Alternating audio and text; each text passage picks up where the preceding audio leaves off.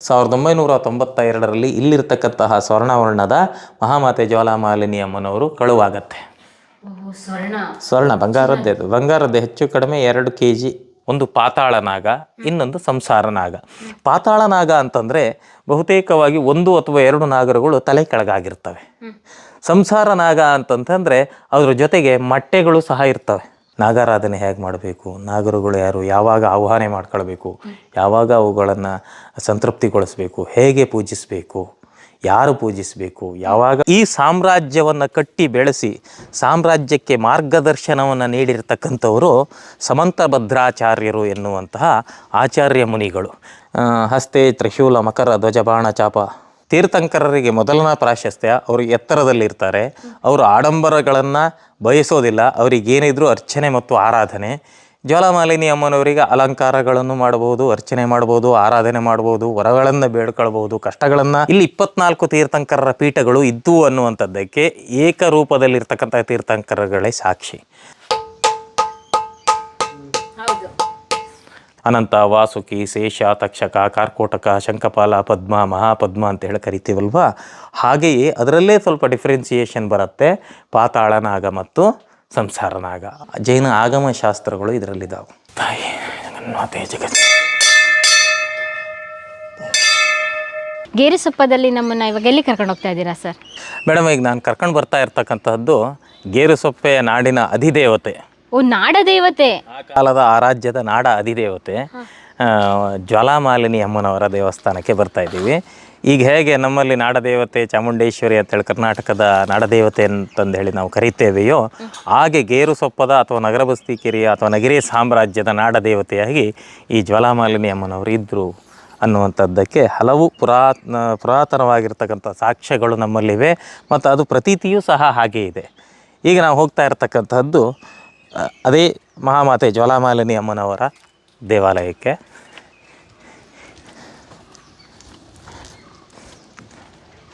Madam, ಇಲ್ಲಿ ನಾವು ಇನ್ನೊಂದು ವಿಶೇಷವನ್ನು ಗುರುತಿಸಬಹುದು. ಏನಪ್ಪ ಅಂತಂದರೆ, ಈ ಸಾಮ್ರಾಜ್ಯವನ್ನು ಕಟ್ಟಿ ಬೆಳೆಸಿ ಸಾಮ್ರಾಜ್ಯಕ್ಕೆ ಮಾರ್ಗದರ್ಶನವನ್ನು ನೀಡಿರ್ತಕ್ಕಂಥವರು ಸಮಂತಭದ್ರಾಚಾರ್ಯರು ಎನ್ನುವಂತಹ ಆಚಾರ್ಯ ಮುನಿಗಳು. ನಮ್ಮಲ್ಲಿ ಮುನಿಗಳಲ್ಲಿ ಆಚಾರ್ಯ ಪದವಿಯನ್ನು ಕೆಲವೇ ಜನರು ಪಡೀಲಿಕ್ಕೆ ಸಾಧ್ಯ, ಎಲ್ಲರೂ ಸಹ ಆಚಾರ್ಯ ಪದವಿಯನ್ನು ಪಡೆಯಲಿಕ್ಕೆ ಆಗೋದಿಲ್ಲ. ಅದರಲ್ಲಿ ಇವರು ಸಮಂತಭದ್ರಾಚಾರ್ಯ ಮುನಿಗಳು.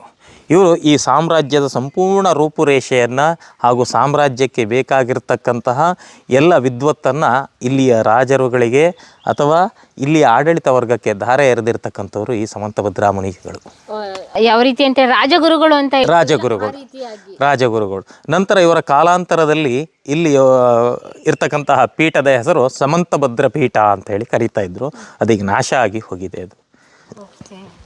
ಸರಿ, ಇವಾಗ್ಲೂ ಈ ದೇವಸ್ಥಾನದಲ್ಲಿ ನಿತ್ಯ ಪೂಜೆ ಪುರಸ್ಕಾರಗಳು ನಡೆಯುತ್ತಾ? ನಿತ್ಯ ಪೂಜೆ ಪುರಸ್ಕಾರಗಳು ನಡೀತಕ್ಕಂತಹ ನಗರ ಬಸದಿ ಕೇರಿ ಅಥವಾ ಗೇರುಸೊಪ್ಪೆಯ ಏಕೈಕ ಮಂದಿರ ಅಂದರೆ ಅದು ಈ ಜ್ವಾಲಾಮಾಲಿನಿ ಅಮ್ಮನವರ ಮಂದಿರ. ಇದು ಮೂಲ ಮಂದಿರ.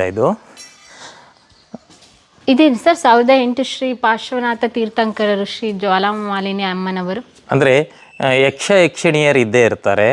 ತೀರ್ಥಂಕರರಿಗೆ ಮೊದಲನೇ ಪ್ರಾಶಸ್ತ್ಯ, ಅವರು ಎತ್ತರದಲ್ಲಿರ್ತಾರೆ, ಅವರು ಆಡಂಬರಗಳನ್ನು ಬಯಸೋದಿಲ್ಲ, ಅವರಿಗೇನಿದ್ರೂ ಅರ್ಚನೆ ಮತ್ತು ಆರಾಧನೆ. ಜ್ವಾಲಾಮಾಲಿನಿ ಅಮ್ಮನವರಿಗೆ ಅಲಂಕಾರಗಳನ್ನು ಮಾಡ್ಬೋದು, ಅರ್ಚನೆ ಮಾಡ್ಬೋದು, ಆರಾಧನೆ ಮಾಡ್ಬೋದು, ವರಗಳನ್ನು ಬೇಡ್ಕೊಳ್ಬೋದು, ಕಷ್ಟಗಳನ್ನು ಅವರಾದರೆ ಹೇಳ್ಕೊಳ್ಬೋದು. ಆದರೆ ತೀರ್ಥಂಕರರಿಗೆ ಹೇಳ್ಕೊಳ್ಳೋದಕ್ಕೆ ನಮ್ಮ ಹತ್ರ ಇದಿಲ್ಲ, ಯಾಕಂದರೆ ಅವರು ಮಾರ್ಗವನ್ನು ಸೂಚಿಸಿದ್ದಾರೆ, ಅದರ ಮಾರ್ಗದಲ್ಲಿ ನಾವು ಹೋಗಬೇಕು. ಕಷ್ಟ ಬಂದಾಗ ಬೇಡ್ಕೊಳ್ಳುವಂಥದ್ದು ಯಕ್ಷಣಿಯರಲ್ಲಿ.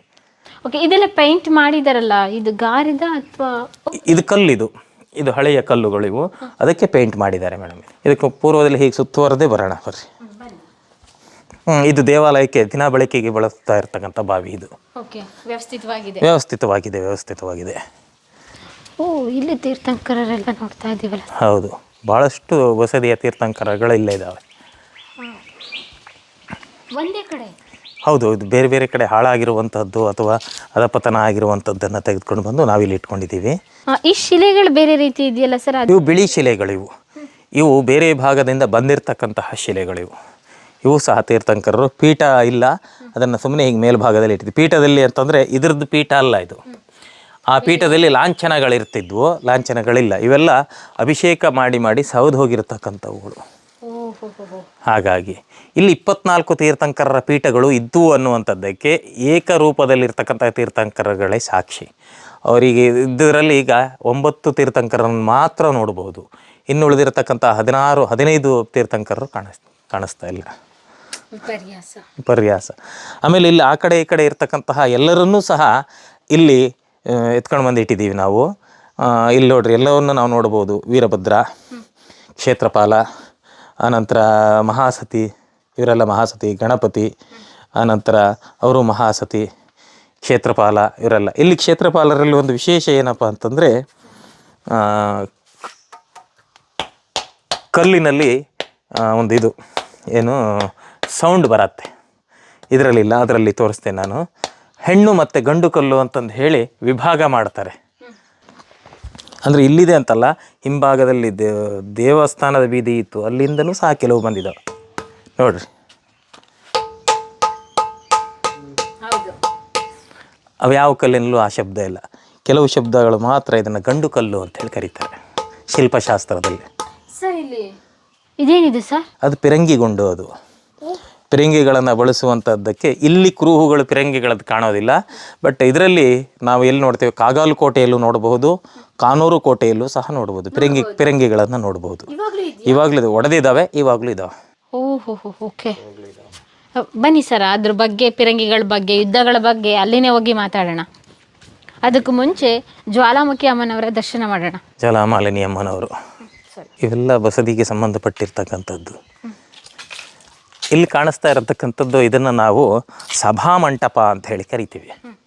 ಆಗಿನ ಕಾಲದಲ್ಲಿ ಏನಾದರೂ ವಿಶೇಷ ಅಂದರೆ ದೇವಾಲಯಕ್ಕೆ ಅಥವಾ ಬಸದಿಗೆ ಸಂಬಂಧಪಟ್ಟಿರ್ತಕ್ಕಂತಹ ಸಣ್ಣ ಕಾರ್ಯಕ್ರಮಗಳು ಈ ಮಂಟಪದಲ್ಲಿ ನಡೀತಾ ಇದ್ವು. ನೋಡೋಣ.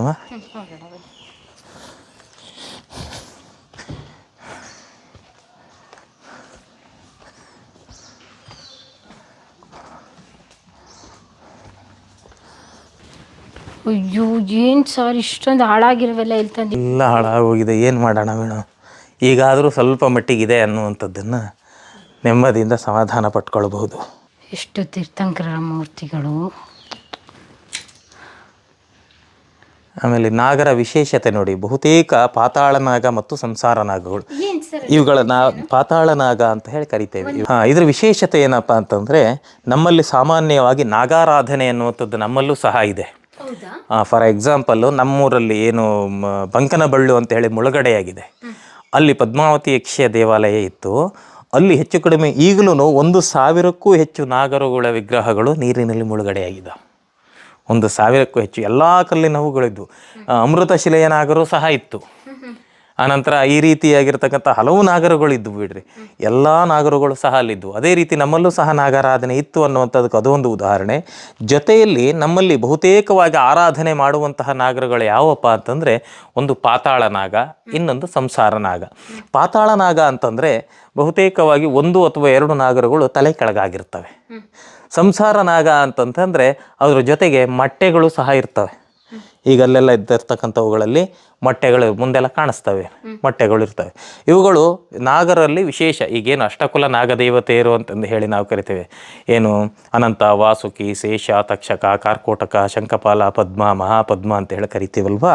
ಹಾಗೆಯೇ ಅದರಲ್ಲೇ ಸ್ವಲ್ಪ ಡಿಫ್ರೆನ್ಸಿಯೇಷನ್ ಬರುತ್ತೆ, ಪಾತಾಳ ನಾಗ ಮತ್ತು ಸಂಸಾರ ನಾಗ. ಅದರಲ್ಲಿ ನಾಗಾರಾಧನೆಯಲ್ಲಿ ಇವುಗಳನ್ನು ಜಾಸ್ತಿ ಬಳಸ್ತಾರೆ.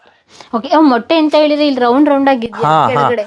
ಇದು ಮೊಟ್ಟೆಗಳು. ಹೌದು ಹೌದು, ಇದನ್ನ ಸಂಸಾರ ನಾಗ ಅಂತಾನೆ ನಾವು ಕರಿತೇವೆ.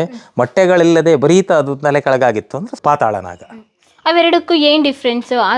ಅಂದ್ರೆ ಸಾಮಾನ್ಯವಾಗಿ ಮಕ್ಕಳುಗಳು, ಈಗ ನಾಗ ಅಂತಂದ್ರೆ ಸಮೃದ್ಧಿಯ ಸಂಕೇತ. ನಮಗೆ ದುಡ್ಡು ಹಣಕಾಸು ತೊಂದರೆ ಆಗಿದೆ ಅಂತಂದರೆ, ಅಥವಾ ಮಕ್ಕಳಾಗಲಿಲ್ಲ ಅಂತ ಆದರೆ, ಈ ಸಂಸಾರ ನಾಗದ ಕಲ್ಲನ್ನು ಮಾಡಿಸ್ಕೊಡ್ತೇನೆ, ಅಥವಾ ಸಂಸಾರ ನಾಗಕ್ಕೆ ಹಾಲನ್ನು ಎರಿತೇನೆ, ಅಥವಾ ಅಭಿಷೇಕ ಮಾಡ್ತೇನೆ. ಈ ರೀತಿಯ ಒಂದು ಬಯಕೆಗಳನ್ನು ಇಟ್ಟು ದೇವರನ್ನು ಕೇಳ್ಕೊಳ್ಳುವಂತಹ ಪದ್ಧತಿ ಇತ್ತು, ಜೈನ ಸಂಪ್ರದಾಯ. ಬೇರೆದ್ರಲ್ಲೂ ಇರಬಹುದು, ನನಗೆ ಗೊತ್ತಿಲ್ಲ. ಬಟ್ ಇದು ನಮ್ಮಲ್ಲಿ ಈಗಲೂ ಇದೆ. ಆ ನಿಟ್ಟಿನಲ್ಲಿ ಮುಕ್ತಿನಾಗಸ್ವಾಮಿಯನ್ನು ನಾವು ಅಲ್ಲಲ್ಲೇ ಪ್ರತಿಷ್ಠೆ ಮಾಡೋದು. ಡಿಫ್ರೆಂಟ್ ಶೇಪ್ ನೋಡ್ತೀವಿ ಇಲ್ಲಿ ನಾಗದೇವತೆಗಳನ್ನ. ಇಲ್ಲಿ ನೋಡಿ ಎಷ್ಟೊಂದು ನಾಗದೇವತೆಗಳು, ಒಂದು ಕೆಳಗಡೆ ಒಂದು ಮೇಲೆ, ಎಷ್ಟೊಂದು ಸುತ್ಕೊಂಡಿದೆ ಅಲ್ಲಿ. ಇನ್ನೊಂದು ವಿಶೇಷ ಹೇಳ್ತೇನೆ ನಾನು. ಈಗೇನು ನಮ್ಮಲ್ಲಿ ಬಂಕನಬಳ್ಳು ಅನ್ನುವಂಥದ್ದು ಮುಳುಗಡೆಯಾಗಿದೆ, ಆ ಮುಳುಗಡೆ ಪ್ರದೇಶದಲ್ಲಿ ವಿಶೇಷವಾಗಿರ್ತಕ್ಕಂತಹ ಒಂದು ಪದ್ಮಾವತಿ ಅಮ್ಮನವರನ್ನು ನಾವು ನೋಡಬಹುದಿತ್ತು. ಆದರೆ ಅದು ಈಗಿಲ್ಲ. ಹೇಗಿತ್ತಪ್ಪ ಅಂತಂದರೆ ಮಧ್ಯ ಅರ್ಧ ದೇಹ ಅಮ್ಮನವರ ಆಕೃತಿ, ಹೆಡೆ ಇತ್ತು, ಕೈಯಲ್ಲಿ ಏನು ಪಾಶ ಮತ್ತು ಅಂಕುಶ ಅಭಯ ಹಸ್ತ ಎಲ್ಲ ಇತ್ತು, ಕೆಳಭಾಗ ಹಾವು. ಅದು ಹಾಗೆ ಸುರುಳಿ ಹೊಡ್ಕೊಂಡು ಕೆಳಭಾಗಕ್ಕೆ ಬರ್ತಿತ್ತು. ಆ ಕೆಳಭಾಗದಿಂದ ಹೊರಟಿರುವಂತಹ ಬಾಲದ ತುದಿ ಕೆಳಭಾಗ ಸುತ್ತ 8 ನಾಗಗಳು ಬರ್ತಿದ್ವು. ಆ 8 ನಾಗಗಳಿಗೆ ಸಮಗಂಟಾಗಿ 4 ಗಂಟು ಪ್ರತಿ ನಾಗಕ್ಕೆ ಇತ್ತು. ಅಂದರೆ 32 ಗಂಟುಗಳನ್ನು ಎಲ್ಲ ನಾಗರುಗಳಿಗೆ ಹೊಡೆದುಕೊಂಡು ಬಂದು ಮತ್ತೆ ಎಲ್ಲಿ ಪ್ರಾರಂಭ ಆಗಿತ್ತು ಬಾಲ ಅದ್ರ ಬುಡದಲ್ಲಿ ಎಂಡ್ ಆಗಿತ್ತು. ಅದೊಂದು ವಿಶೇಷ ಕಲ್ಪನೆಯ ಪದ್ಮಾವತಿ ಅಮ್ಮನವರು ನಾಗಾರಾಧನೆಯಲ್ಲಿ ಅದು ಅಲ್ಲಿತ್ತು. ಅದು ಈಗಿಲ್ಲ. ಅದು ಏನಾಗಿದೆ ಅನ್ನುವಂಥದ್ದು ಗೊತ್ತಿಲ್ಲ. ಅದು ಆ ರೀತಿಯಾಗಿರ್ತಕ್ಕಂಥದ್ದು ಇತ್ತು. ಹಾಗಾಗಿ ಸಾಕಷ್ಟು ನಾಗದೇವತೆಗಳ ಕಲ್ಗಳನ್ನ ನಾವಿಲ್ಲಿ ನೋಡ್ತೀವಿ. ತುಂಬ ನೋಡ್ಬೋದು ಮೇಡಮ್, ತುಂಬ ನೋಡ್ಬೋದು. ಆಮೇಲೆ ಇಲ್ಲಿರ್ತಕ್ಕಂತಹ ಒಂದು ಇದಿದೆಯಲ್ವಾ, ಜ್ವಾಲಾಮಾಲಿನಿ ಅಮ್ಮನವರ ಶಿಲ್ಪ ಇದು ಮಂದಿರದ ಮುಂಭಾಗದಲ್ಲಿ ಆ ದೇವರ ಪೀಠದಲ್ಲಿ ಇರುವಂಥದ್ದು. ಇಲ್ಲಿ ಇದೆಯಲ್ಲ, ಹೌದು, ಚಂದ್ರನಾಥ ಸ್ವಾಮಿಯ ಪೀಠದಲ್ಲಿ ಅಕ್ಕ ಮತ್ತು ಪಕ್ಕದಲ್ಲಿ ಇರುವಂತಹ ಬಿಂಬ ಜ್ವಾಲಾಮಾಲಿನಿ ಅಮ್ಮನವರು ಮಾತ್ರ ಕಾಣಿಸ್ತಾರೆ. ಸರ್ ಏನು ಹೆಂಗೆ ಐಡೆಂಟಿಫೈ ಮಾಡೋದು ಸರ್? ಅಷ್ಟಭುಜಾನ್ವಿತೆ ಹಸ್ತೆ ತ್ರಿಶೂಲ ಮಕರ ಧ್ವಜ ಬಾಣ ಚಾಪ ಆ ಆಕಾರದಲ್ಲಿ ನಾವು ಅದನ್ನು ಐಡೆಂಟಿಫೈ ಮಾಡ್ತೇವೆ. ಆಮೇಲೆ ನಮ್ಮಲ್ಲಿ ಸಾಮಾನ್ಯವಾಗಿ ಜ್ವಾಲಾಮಾಲಿನಿ ಅಂತಂದರೆ ಉಗ್ರ ಸ್ವರೂಪಿ, ಬೆಂಕಿ ಅಂತಂದು ಹೇಳಿ ನಾವು ಅಂದ್ಕೊಳ್ತೀವಿ. ಹಾಗಾಗಿ ಜ್ವಾಲಾಮಾಲಿನಿಯ ಆರಾಧಕರು ಅಂತಂದರೆ ಸ್ವಲ್ಪ ವಿಶೇಷವಾಗಿರ್ತಕ್ಕಂತಹ ತತ್ವಗಳನ್ನು ಪಾಲನೆ ಮಾಡಬೇಕು. ಯಾವ ರೀತಿ? ಅದು ಈಗ ಉದಾಹರಣೆಗೆ ಈಗ ದೇವರಿಗೆ ಸಂಬಂಧಪಟ್ಟ ಹಾಗೆ ಅರ್ಚನೆ ಮಾಡಬೇಕು. ಯಾವುದೇ ದೇವರನ್ನು ಅರ್ಚನೆ ಮಾಡಬೇಕಾದ್ರೂ ಕೋಪ ಮಾಡೋಂಗಿಲ್ಲ. ಅದರಲ್ಲೂ ಜ್ವಾಲಾಮಾಲಿನಿ ಅಮ್ಮನವ್ರನ್ನ ಅರ್ಚನೆ ಆರಾಧನೆ ಮಾಡ್ತಾ ಇರುವ ಸಂದರ್ಭದಲ್ಲಿ ಯಾರೋ ಏನೋ ಹೇಳಿದ್ರು ಸಿಟ್ಟು ಮಾಡಿದ್ರು ಅಂತಂದರೆ ಅದರದ್ದು ಎಫೆಕ್ಟ್ ತುಂಬ ಆಗುತ್ತೆ ಅನ್ನುವಂಥದ್ದು ಪ್ರತೀತಿ. ಹಾಗಾಗಿ ಆ ವಿಚಾರದಲ್ಲಿ ತುಂಬ ಜಾಗರೂಕತೆ ಇರಬೇಕು. ನಮ್ಮಲ್ಲಿ ಪದ್ಮಾವತಿ ಅಮ್ಮನವರು ಶಾಂತ ಸ್ವರೂಪಿಣಿ, ಎಂಥವರು ಸಹ ಅರ್ಚನೆ ಆರಾಧನೆ ಮಾಡಬಹುದು. ಜ್ವಾಲಾಮಾಲಿನಿ ಅಮ್ಮನವರು ಅರ್ಚನೆ ಆರಾಧನೆ ಮಾಡಬೇಕು ಅಂದರೆ ತುಂಬ ತಾಳ್ಮೆ ಬೇಕು, ಕಷ್ಟ ಇರುತ್ತೆ ಅದಕ್ಕೆ. ಬನ್ನಿ, ಈಗ ನಾವು ಹೋಗ್ತಾ ಇರ್ತಕ್ಕಂಥದ್ದು ನಾಡನ ಆ ಕಾಲದ ನಾಡ ಅಧಿದೇವತೆ ತಾಯಿ ಶ್ರೀ ಮಹಾಮಾತೆ ಜ್ವಾಲಾಮಾಲಿನಿ ಅಮ್ಮನವರ ಬಸದಿ. ಬನ್ನಿ ಮೇಡಮ್. ತಾಯಿ ಜಗನ್ಮಾತೆ ಜಗತ್ ನಮ್ಮಲ್ಲಿ ಬಹುತೇಕವಾಗಿ ದೇವರಲ್ಲಿ ವರವನ್ನು ಕೇಳುವಂಥದ್ದು ಹೇಗೆ, ಈಗ ಉದಾಹರಣೆಗೆ ನಾನು ಮದುವೆ ಆಗಬೇಕು ಅಂತ ಅಂದ್ಕೊಂಡ್ರಿ, ಈ ವರ್ಷ ಮದುವೆ ಆಗ್ತದೆಯಾ ಆಗಲ್ವಾ, ನಿಮ್ಮ ಸಹಾಯ ಸಹಕಾರ ಅಥವಾ ನಿಮ್ಮ ಅನುಗ್ರಹದಿಂದ ನಮಗೆ ಮದುವೆ ಆಗಬೇಕು, ಕೊಡು ತಾಯಿ ವರವನ್ನು ಅಂತ ಕೇಳೋದಾದರೆ ಎರಡೂ ಕಡೆ ಪ್ರಸಾದವನ್ನು ಇಡ್ತೇವೆ. ಬಲ ಮತ್ತು ಎಡ. ಬಲಭಾಗದಿಂದ ಪ್ರಸಾದ ಆಯಿತು ಅಂತಂದರೆ ಆಗ್ತದೆ, ಅದನ್ನು ವರವನ್ನು ಕೊಟ್ಟಿದೆ ಅಂತ ಅರ್ಥ. ಎಡಭಾಗದಿಂದ ಆಗಿದೆ ಅಂತಂದರೆ ಈ ವರ್ಷ ಆಗೋದಿಲ್ಲ ಅಥವಾ ನಮ್ಮಿಂದ ಏನಾದರೂ ಒಂದು ಲೋಪದೋಷ ಇದೆ ಅನ್ನುವಂಥದ್ದು ಅರ್ಥ. ಈ ರೀತಿಯಾಗಿ ಎಡ ಮತ್ತು ಬಲಕ್ಕೆ ಪ್ರಸಾದವನ್ನು ಕೊಡುವಂತಹದ್ದು ನಮ್ಮಲ್ಲಿ ಒಂದು ವಿಶೇಷ. ಇದು ಬೇರೆ ಕಡೆಯೂ ಇರಬಹುದು, ಬಟ್ ನಮ್ಮಲ್ಲಿ ತಲಾಂತರವಾಗಿ ಇದು ನಡ್ಕೊಂಡು ಬಂದಿರುವಂಥದ್ದು. ಯಾವುದೇ ಕೆಲಸವನ್ನು ಮಾಡಬೇಕಾದರೆ ಆದ್ರೂ ಮೊದಲು ನಾವು ಈ ಅಮ್ಮನರಲ್ಲಿ ಕೇಳುವಂತಹ ಪರಿಪಾಠ ಈಗಲೂ ನಮ್ಮ ಮನೆಯಲ್ಲಿ ನಡ್ಕೊಂಡು ಬಂದಿದೆ, ಈಗಲೂ ಸಹ ಮುಂದುವರೆದಿದೆ. ಮದುವೆ ಇರ್ಬೋದು, ಹಬ್ಬ ಇರ್ಬೋದು. ಆವಾಗೆಲ್ಲ ಹೇಗೆ ಆಗ್ತಿತ್ತು ಅಂದರೆ, ಇವತ್ತು ಮೊದಲಿಂದ ನಾನು ಉಳುಮೆಗೆ ಎತ್ತನ್ನು ಕಟ್ಟಬೇಕು, ಇವತ್ತು ಕಟ್ಟಿದ್ರೆ ಹೇಗೆ ಅಮ್ಮ ಅಂತಂದು ಕೇಳ್ಕೊಂಡು ಹೋಗೋದು ಸಹ ಇಲ್ಲೇ ಆಗಿತ್ತು. ಅಷ್ಟೊಂದು ನಂಬಿಕೆ, ಅಷ್ಟೊಂದು ಆರಾಧನೆಗಳು, ವಿಚಾರಗಳು ಇಲ್ಲಿ ನಮ್ಮೊಂದು ಅವಿನಾಭಾವವಾಗಿ ನಡ್ಕೊಂಡು ಬರ್ತಾಯಿತ್ತು. ಇದು ದೇವತೆಗೆ ಅಲಂಕಾರ ಮಾಡಿದಿರಿ, ತೀರ್ಥಂಕರರಿಗೆ ಅಲಂಕಾರ ಮಾಡಿ? ತೀರ್ಥಂಕರರಿಗೆ ಅಲಂಕಾರ ಅಲ್ಲ, ನಿರಾಭರಣಧಾರಿಗಳವರು. ಅವರು ಯಾವುದೇ ಆಡಂಬರಗಳನ್ನು ಅಥವಾ ಮತ್ತೊಂದನ್ನು ಮಗದೊಂದನ್ನು ಅವರು ಒಪ್ಪೋದಿಲ್ಲ. ಅವರು ಮೋಕ್ಷ ಮಾರ್ಗವನ್ನು ಅನುಸರಿಸಿ ಮೋಕ್ಷಕ್ಕೆ ಹೋಗಿದ್ದಾರೆ. ಅಂದರೆ ಎಲ್ಲ ಕುಟುಂಬದ ಜನ್ಮ ಭವ ಬಂಧನಗಳನ್ನು ಹೊರತುಪಡಿಸಿ ತಾವು ಮೋಕ್ಷವನ್ನು ಕಂಡುಕೊಂಡಿರೋದ್ರಿಂದ ನಾವು ಅವರ ಮಾರ್ಗವನ್ನು ಅನುಸರಿಸಬೇಕು.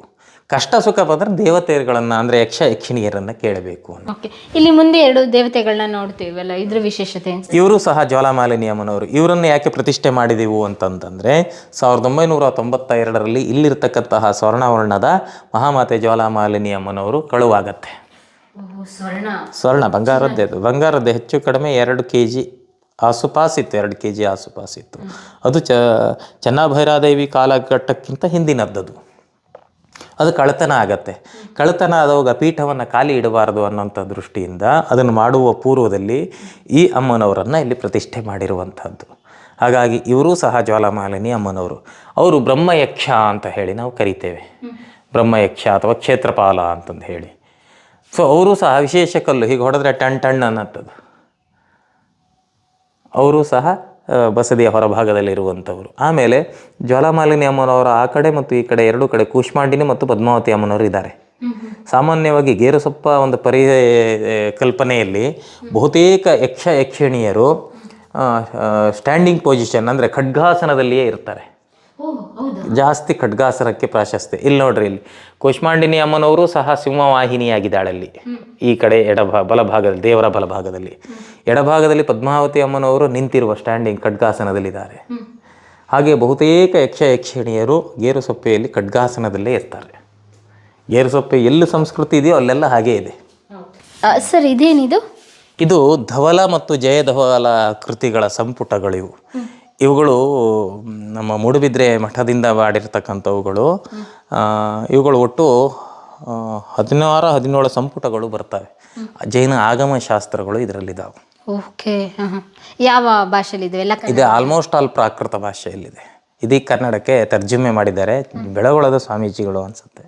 ಓಕೆ ಸರ್, ಇಲ್ಲಿ ಅದರಲ್ಲೆಲ್ಲ ಏನೆಲ್ಲ ಇರುತ್ತೆ ಸರ್? ಆಗಮಶಾಸ್ತ್ರದಲ್ಲಿ ಪ್ರತಿಯೊಂದು ಆರಾಧನೆಯು ಹೇಗೆ ಮಾಡಬೇಕು ಅನ್ನುವಂಥದ್ದಿರುತ್ತೆ, ದೇವ ಪ್ರತಿಷ್ಠೆ ಹೇಗೆ ಮಾಡಬೇಕು ಅನ್ನುವಂಥದ್ದಿರುತ್ತೆ, ಆನಂತರ ದೇವರಿಗೆ ಶಕ್ತಿ ಹೇಗೆ ತುಂಬಬೇಕು ಅಂತಿರುತ್ತೆ, ದೇವರಿಗೆ ಮಂತ್ರಾಕ್ಷರಗಳನ್ನು ಹೇಗೆ ಬರೀಬೇಕು, ದೇವರಿಗೆ ಶಕ್ತಿ ಬರಬೇಕು ಅನ್ನುವಂಥದ್ದಿರುತ್ತೆ, ವಿಸರ್ಜನೆ ಮಾಡೋದು ಹೇಗೆ ಅನ್ನುವಂಥದ್ದಿರುತ್ತೆ. ಪ್ರತಿಯೊಂದು ಸಹ ಅದರಲ್ಲಿರುತ್ತೆ. ನಾಗಾರಾಧನೆ ಹೇಗೆ ಮಾಡಬೇಕು, ನಾಗರುಗಳು ಯಾರು, ಯಾವಾಗ ಆಹ್ವಾನ ಮಾಡ್ಕೊಳ್ಬೇಕು, ಯಾವಾಗ ಅವುಗಳನ್ನು ಸಂತೃಪ್ತಿಗೊಳಿಸಬೇಕು, ಹೇಗೆ ಪೂಜಿಸಬೇಕು, ಯಾರು ಪೂಜಿಸಬೇಕು, ಯಾವಾಗ ಪೂಜಿಸಬೇಕು, ಅದೆಲ್ಲ ಇವುಗಳಲ್ಲಿ ಬರುತ್ತೆ.